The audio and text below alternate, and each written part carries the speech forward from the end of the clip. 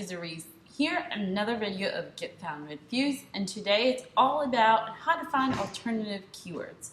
Now, I just published a blog post talking about why I think alternative keywords are so important, especially in a very saturated market if you live in a big city, for example.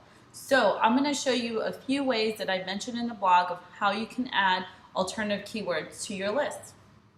The first thing that you really can do, which is really simple, is actually right in Google.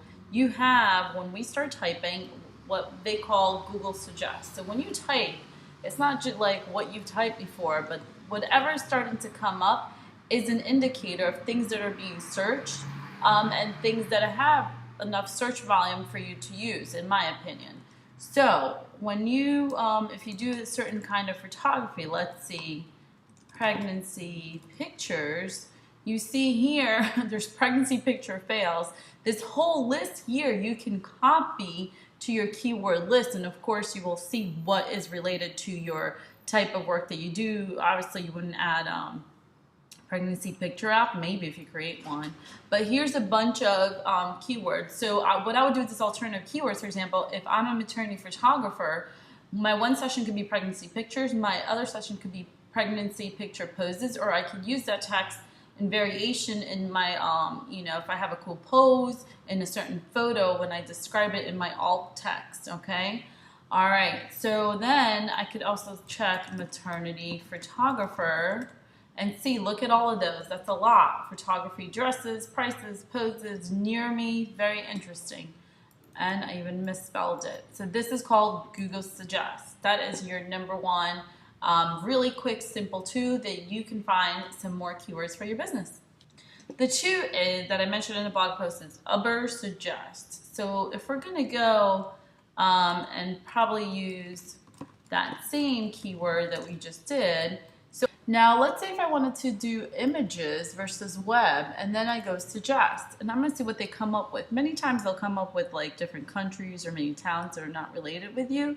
So you can just save the report, download it, and of course just use what is relative. So famous, New Jersey, some towns are coming up, which if you're in this town, I would definitely use the way it's written here, okay? So it goes through the whole ABC to see what you've got going on. So this is images, and if you want to save this list, all you have to do is select all keywords, and you hit get. Okay, then you're going to copy and paste these keywords if you want. So now I probably would do web first and see if there's a big difference. So there was 136 replies here. Now there's more here. 266 suggestions found. Let's see pregnancy pictures just for variation. There's 350 results. So that's interesting. There's more results for pregnancy pictures than maternity photographers than other things. So we do the same thing. We select all, then we hit get, then we copy this to an Excel file, and of course you're going to take out anything that you don't want to use, like pregnancy pictures gone wrong, okay? All right, let's talk about our third just easy, quick tool that we can use for more keywords for our business is Pinterest. Pinterest is interesting because, look, it has its own little suggest tool as well. So if I start writing here, pregnancy photo shoot, pregnancy pictures with my husband, love that. That's already a great one that I can rename an image with.